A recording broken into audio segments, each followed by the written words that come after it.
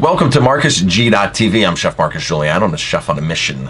Today's mission is how much butter does a restaurant use? Jamie, did you hear part of that conversation over the course of this weekend that I was having with another chef? Yes. Now, I've been a long time, I don't want to say whistleblower, but for a long time, I've kind of let people know how much butter is actually in their food at restaurants, because it's quite shocking. Because butter is like a staple for chefs. Like butter, salt, sugar. I mean, of course, if you add butter to anything, you can make it taste great, because butter does taste good. And mashed potatoes, when I learned to make mashed potatoes as a young chef, we learned to take basically almost equal parts butter and equal part potato, where the mashed potatoes just sort of just ooze on the plate and just like not hold any shape. Same thing with risotto. And a massive amount of butter went into risotto, but butter went into everything. I worked at one place where several places, I should say, every single steak we cooked got marinated in some kind of herb butter afterwards, and it got served. Before it got served, they got more butter right on top of it. So the steak that you were actually eating was infiltrated with so much of butter that it was insane. Now, when I was 28 years old, I had all these medical conditions, and I was unhealthy, and I was way overweight and asthmatic, and prescription med after prescription med, acid reflux medication wasn't even working. And this was the type of food that I was cooking for all of my guests. It was the type of food that I was eating every single day. And it caught its toll. You see a lot of very unhealthy chefs out there. It's amazing how many unhealthy chefs are out there that I see just killing themselves and killing their guests. Now, I'm not saying that butter is something that's totally bad and should be avoided. But when you start mixing butter and sugar, butter and refined sugars, and butter and refined flours, and butter and carbohydrates, it's a disaster for your diet. And I know a lot of people are on this high-fat diet. It's been very successful with them. I personally don't like that, and I don't do that. I like the high-carb diet with way less fat in my diet, or no extracted fats. But a lot of people eat butter or grass-fed butter or whatever. But when you go to a restaurant, you have no clue how much butter is actually going into your food. So I sparked up a conversation with a chef colleague this weekend on butter, and he goes, "Man, what did you do, Marcus, when the price of butter doubled?" And I said, honestly, I didn't even notice it, because I use like less than a pound of butter a week in my restaurant, like a pound. He goes, "No way, how in the world do you do that?" I said, "Because we don't serve butter. We use coconut oil, we use other oils, but bottom line is we don't overload our food with fat." A lot of chefs are just used to pounding tons and tons of fat. You cook pasta, you throw butter on it. You cook steak, you throw butter on it. You cook chicken, you throw butter on it. You cook risotto, you throw butter and then more butter. You serve bread and you serve butter with it. We serve a white bean dip with olive oil, rosemary, and thyme.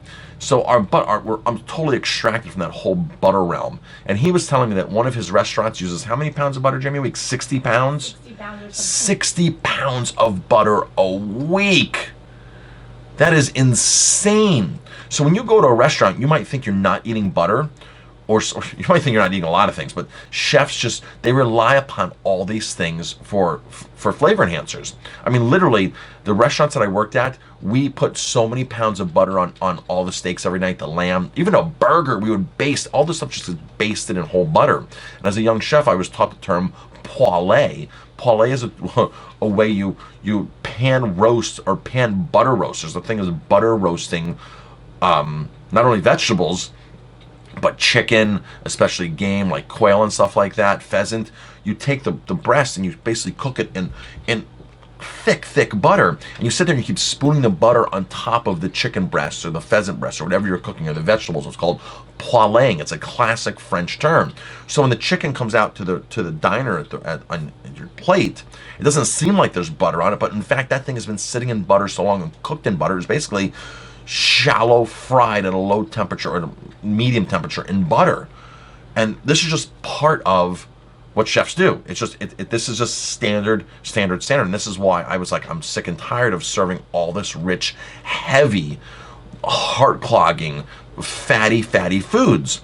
There's just no. I don't feel like there's a need for it in kitchens like this, and it's just amazing, because as consumers, you have no clue what the average chef is taught and how he cooks, and you might think that his food is fantastic tasting. And there's a reason. If you add all that butter, sugar, cream, It's easy to take white flour pasta and make a cream sauce for it. I mean, that's like the easiest thing to do to make taste good. It's easy to make creme brulee because all it is sugar, eggs, and heavy cream. And lots of sauces are totally like that. I mean, when we made beef sauces in some of the restaurants I worked in, at the end of it, we just finished with knobs of butter. It's called montéing. You just add butter and butter, add butter. You literally added butter on every single thing. The vegetables loaded with butter. In one restaurant I worked at, we took equal parts of water and equal parts of butter. So 1 part butter, 1 part water. We boiled it, made an emulsification in the blender so it was homogenized, right? The butter water mixture, and that's what we cooked every single vegetable in, was a butter water suspension. It didn't matter what the plate was, what the vegetable was, everything got cooked in butter and water. And you as a diner thinking, oh wow, these vegetables taste so good. How do they get their vegetables to taste so good? Well, duh, butter, butter. So, if you're on a diet or if you're avoiding all this butter, ask questions when you go out. Definitely ask questions. Find out what exactly has butter in it. I mean, you'd be totally shocked and surprised, especially the fancier the restaurant you go to, the more French style restaurant you go to, the butter can just be loaded and loaded and loaded. I'm Chef Marcus Guiliano. Thanks for watching. If you like my videos, please hit like, subscribe to my channel, and definitely pass it on.